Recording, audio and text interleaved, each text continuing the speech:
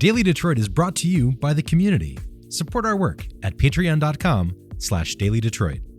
Putting together today's top stories made me wonder if we're living in a badly written horror movie. But we're not. This is real. And this is a headline edition of your Daily Detroit for Monday, April 6th, 2020. I'm Jer Stays.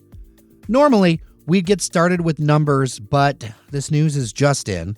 Mr. Tiger, Detroit Tigers legend Kaline, has died. He was 85. The cause of death is not confirmed as of this recording late Monday afternoon.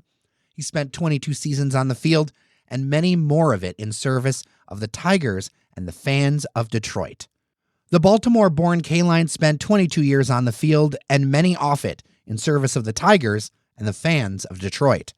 He was elected the first year he was eligible to the Baseball Hall of Fame, one of the few players in baseball history to ring up 3,000 hits, and he hit 399 home runs.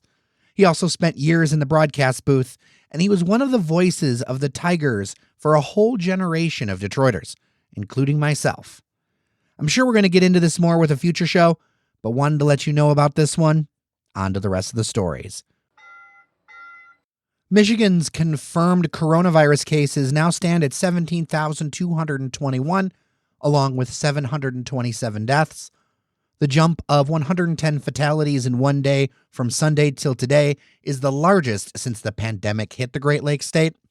According to numbers crunched by Motor City Muckraker, the city of Detroit's nearly 200 deaths and more than 5,000 cases make its death rate higher than New York City, the national pandemic's epicenter.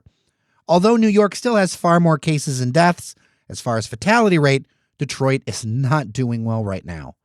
Although the virus strikes all races and age groups, 41% of deaths so far are of African Americans.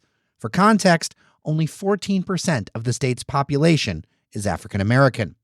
Among all races and ages, 59% of fatalities are men.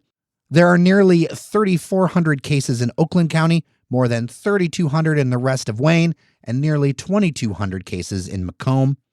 Many area hospitals are just days away from running out of personal protection equipment. Think face shields, gloves, gowns, and masks. And we will talk a little bit more about that during a story later in the show.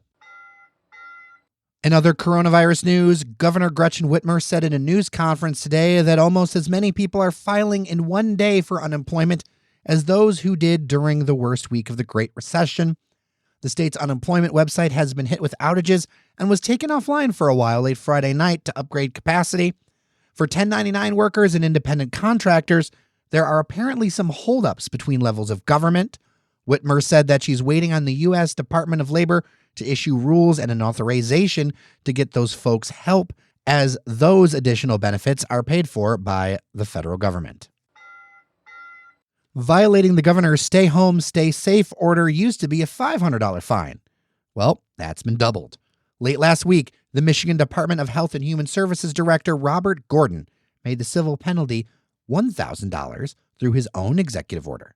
This also applies to orders that forbid large gatherings and non-essential business.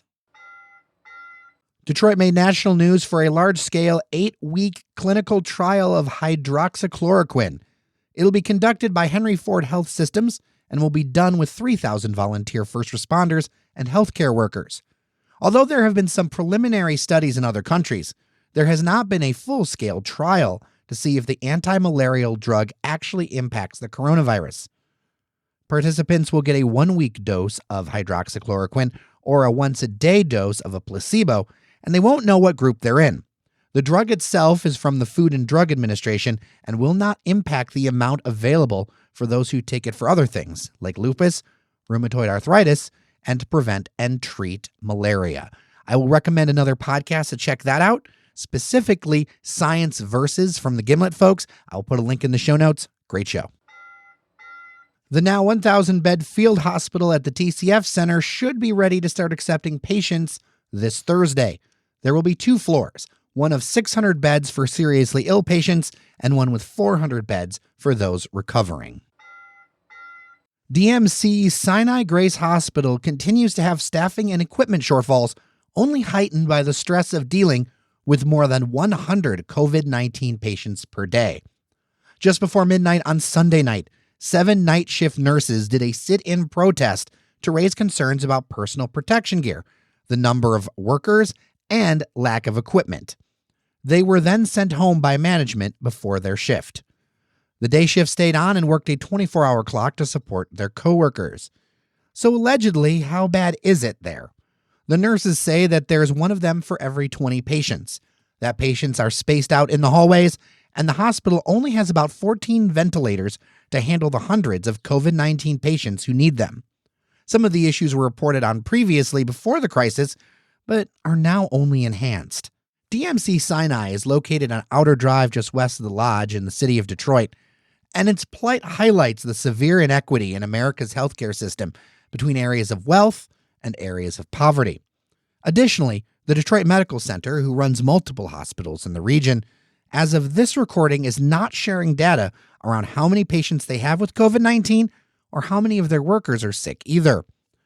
The DMC used to be a nonprofit system, but was sold to a for-profit and then turned around and sold again to current owners, Tenet Healthcare. When it became a for-profit, a legacy board was created to oversee that the for-profit companies held up their end of the bargain as far as investments and the community mission. Well, they raised numerous concerns in a report last year. Their 2019 report says that the DMC hospitals have performed poorly on basic patient safety and quality inspections, and there were reports of negative patient outcomes because of staff reductions, among many other issues. According to a Free Press report at the time, Tenet denied those allegations and took out full-page ads in local newspapers to tout their investments to improve what they call frontline care. You mix all of this drama with a national shortage of ventilators, personal protection gear, and more, and you have some of the recipe for why Detroit is among the hottest spots for COVID-19 cases and fatalities in the United States. As to the sit-in, the night nurses plan to return back to work tonight. Representatives from around the state will be traveling to Lansing to vote in person to extend Governor Gretchen Whitmer's disaster declaration. And on the eve of that vote, another state lawmaker has tested positive for COVID-19. State Representative Karen Whitsett, a Democrat from Detroit who represents the 9th District, has contracted the disease. A statement says she's on the other side of her illness. 2 other Detroit reps have dealt with the coronavirus. Representative Tyrone Carter was diagnosed a week ago, and Representative Isaac Robinson died of COVID-19 at the age of 43. So back to the vote at hand. The governor has asked for a 70-day extension of the state emergency declaration, which would not mean 70 days of shelter in place, but would mean a continuance of her broader executive powers. But it's widely believed that the Republican-controlled legislature may only grant until April 30th, when they'd have to convene again, possibly during the largest peak of the pandemic locally. There has been a legal debate whether the legislature can meet and vote virtually, like most other governing bodies statewide have. Some believe the vote legally has to be in person. Others think that there are set-asides for emergency situations. But the vote is going forward as of this recording. For his part, Speaker of the House Republican Lee Chatfield says there will be a process to have as few as possible lawmakers in the Capitol building at any given time.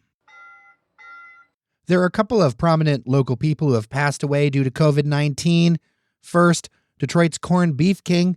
You might have known him as Mr. Fofo, but Otis Knapp Lee was known for his giant corned beef sandwiches, mac and cheese, and other downright tasty food that were slung out of his Midtown deli from the early 1970s until 2007. I gotta say, as a longtime townie, I remember that place, and it was quite good. He had retired and moved to Florida in recent years, but he came back to help his son open a reincarnation of the store on Livernois by 7 Mile. It did not make it through the rebuilding of Livernois that happened last year. Mr. Lee was 72 years old. Second, Brenda Perryman died of COVID-19. She was an educator, coach, director, playwright, and producer.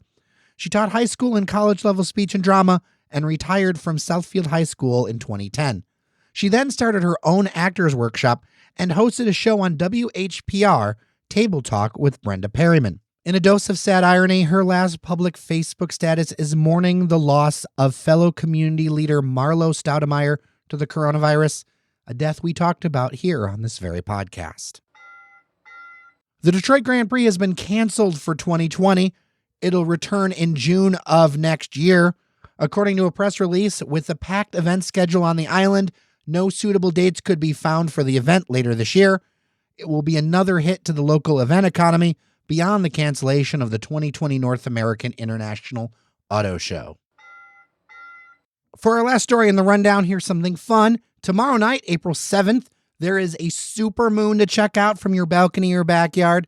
A supermoon happens when the moon's orbit is closest to Earth and at the same time it is full, so it'll look bigger and brighter than usual. Something to look forward to. Go out there and enjoy it. I definitely plan to.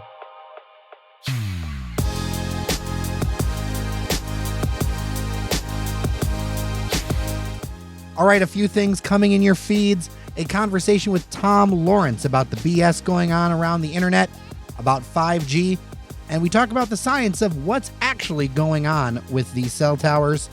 Plus, media analyst Matt Friedman joins me and Sven to talk about a meta topic, how this coronavirus pandemic has impacted local media and what the future might hold. Before I let you go, I wanted to remind you that Daily Detroit is funded by our members on Patreon.